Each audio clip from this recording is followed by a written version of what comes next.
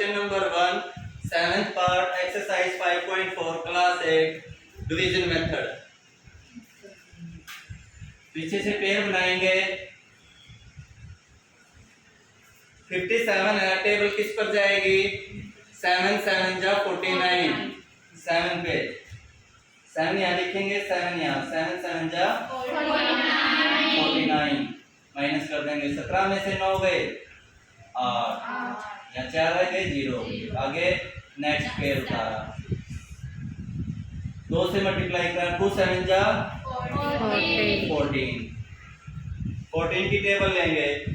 14 6 जा 14 6 84, 84 6 ऊपर भी लिखेंगे और अब उस 6 के मल्टीप्लाई 146 से कराएंगे। 6 6 36, 3 कैरी, 6 चौक 24 और 3 27, 6 कम 6 और 2 8, दोनों माइनस कर दो 0। तो 5 7 7 6 का स्क्वायर रूट 76 आंसर है।